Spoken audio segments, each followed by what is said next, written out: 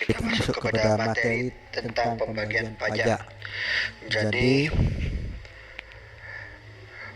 secara pengertian kemarin saya sudah memberikan suatu penjelasan bahwa pajak itu merupakan suatu iuran ataupun distribusi dari seorang wajib pajak kepada suatu negara yang nantinya oleh negara akan dialokasikan untuk kepentingan umum. Dalam hal ini, di materi pembagian pajak di sini, bahwa di Indonesia itu jenis-jenis pengelompokan pajak di Indonesia terdiri dari 3 macam, yaitu ada yang berdasarkan golongannya, ada yang berdasarkan lembaga wewenang yang memungut, kemudian ada yang berdasarkan sifatnya. Saya akan jelaskan di slide berikutnya. Jadi di slide ini ada beberapa bagian, ada bagian yang menjelaskan tentang pembagian pajak itu sendiri. Di sini pajak itu dibagi terhadap beberapa jenis. Di sini yang pertama, jenis pajak berdasarkan cara pemungutannya atau berdasarkan golongannya. Di situ ada pajak langsung dan pajak tidak langsung. Kemudian ada jenis-jenis pajak yang berdasarkan lembaga yang berwenang memungut. Di situ ada pajak daerah, ada pajak pusat. Kemudian yang berdasarkan sifatnya ada pajak subjektif dan pajak objektif. Dan agar lebih mengerti, kita beralih ke slide berikutnya, yang mana saya akan menjelaskan apa itu pembagian pajak ini yang berdasarkan golongan, lembaga yang berwenang memungut, dan berdasarkan sifatnya. Jadi seperti yang saya jelaskan tadi, di sini pajak langsung dan pajak tidak langsung merupakan kategori jenis pajak yang dikelompokkan berdasarkan cara pemungutannya. Pajak langsung adalah pajak yang bebannya ditanggung sendiri oleh wajib pajak dan tidak dapat dialihkan kepada pihak lain. Misal pajak penghasilan. Jadi ketika nanti kalian bekerja, mempunyai gaji, atau memiliki usaha dan memiliki keuntungan dari usaha tersebut, maka kalian akan dikenakan pajak penghasilan, di mana pajak penghasilan tersebut dibebankan kepada seseorang yang memiliki penghasilan. Maka si wajib pajak itulah yang sendiri membayar pajaknya. Tidak bisa pajak penghasilan ini dilimpahkan kepada orang lain, kepada temannya, kepada saudaranya. Jadi pajak penghasilan di sini ditanggung sendiri oleh seseorang yang memiliki penghasilan. Sedangkan pajak tidak langsung adalah pajak yang pembayarannya bisa dilimpahkan kepada pihak lain, seperti PPNBM, pajak penjualan atas barang mewah, dan ada PPN, pajak pertambahan nilai. Misalkan di sini produsen mobil menjual suatu mobil kepada konsumen, di mana produsen mobil di sini oleh negara dibebankan harus membayar pajak ketika akan menjual produknya kepada orang lain atau kepada konsumen. Misalkan di sini ada mobil yang dijual oleh produsen kepada konsumen. Negara memerintahkan kepada produsen nanti ketika menjual barangnya harus ada pajak penjualan atas barang mewah. Misalkan konsumen membeli mobil kepada produsen, yang mana harga mobil tersebut 100 juta. Karena ada PPNBM di sini, PPNBM di sini macam-macam jenis tarifnya tergantung dari kendaraan barang yang dimiliki. Bahkan ada PPNBM di sini yang pajaknya lebih besar daripada harganya. Misalkan kita membeli mobil harga 100 juta, akan ada PPNBM 10%. Yang mana itu konsumenlah yang harus membayar PPNBM tersebut ditambah dengan harganya. Jadi harga mobil 100 juta, kemudian ditambah PPNBM 10% dari harga jadi 110 juta. Jadi nanti konsumen membayar 110 juta kepada produsen. Nanti oleh produsen tersebut 100 juta masuk ke kantong, sedangkan 10%-nya yang 10 juta itu tadi akan dialihkan kepada negara. Karena itu PPNBM, pajak penjualan atas barang mewah, yang awalnya itu diperuntukkan oleh produsen, kemudian oleh produsen dilimpahkan kepada konsumen. Jadi beda. Kemudian di sini berdasarkan lembaga yang berwenang untuk memungut. Di sini ada pajak pusat. Pajak pusat ini adalah suatu pajak yang mana itu pemungutannya ada pada pemerintah pusat, yang pelaksanaannya itu dilakukan oleh Departemen Keuangan melalui Dirjen Pajak, atau proses administrasinya itu diselesaikan di kantor pelayanan pajak yang ada di suatu daerah, provinsi ataupun kabupaten atau kota. Jadi pajak pusat di sini adalah pajak yang nantinya itu akan masuk kepada kas negara, yaitu anggaran pendapatan belanja negara atau APBN. Pajak pusat ini seperti pajak penghasilan, PPN, pajak pertambahan nilai, ada pajak penjualan atas barang mewah, pajak bumi dan bangunan, bea materai, bea perolehan hak atas tanah dan bangunan.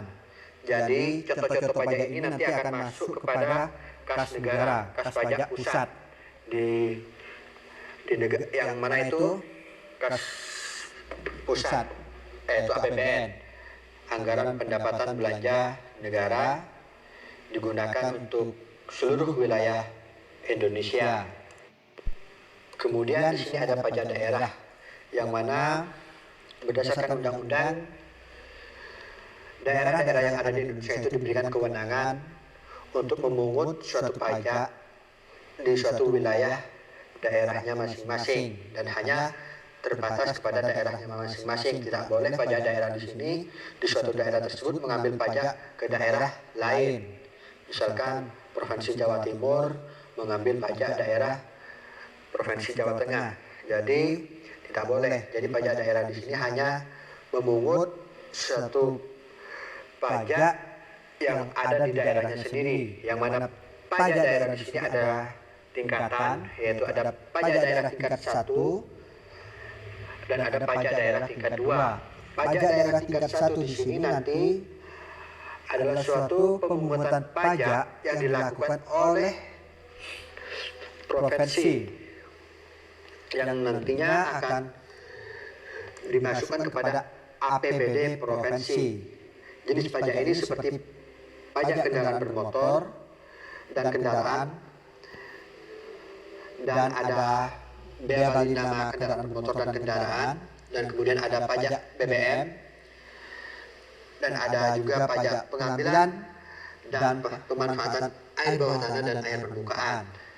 Jadi ini jenis-jenis pajak ini nanti akan masuk kepada APBD, anggaran pendapatan belanja daerah tingkat 1 atau provinsi. Kemudian ada pajak daerah tingkat 2. Jadi pajak daerah tingkat 2 di sini adalah suatu kewenangan yang dimiliki oleh kabupaten ataupun kota untuk memungut suatu pajak yang ada di daerahnya, yang nantinya itu akan masuk kepada APBD kabupaten atau APBD kota. Dalam hal ini contoh ada pajak hotel, pajak restoran, pajak hiburan, pajak reklame, pajak penerangan jalan, dan pajak pengambilan dan pengolahan bahan galian golongan C, dan juga ada pajak parkir.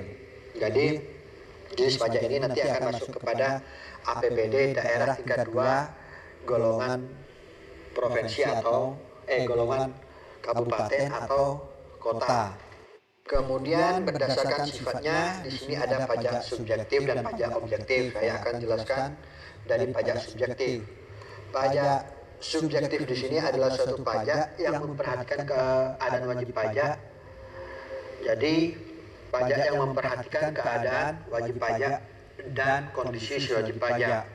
Dalam menentukan nominal pajaknya harus ada alasan objektif yang berhubungan erat dengan keadaan materialnya, yaitu gaya pikul. Gaya pikul itu kemampuan wajib pajak memikul pajak setelah dikurangi biaya hidup minimum.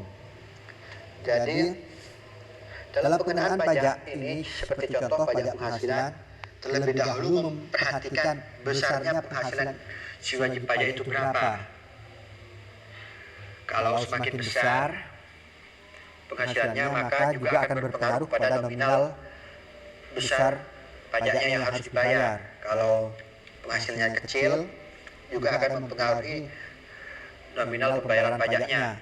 Kemudian dilihat terlebih dahulu apakah seseorang tersebut selain memiliki penghasilan,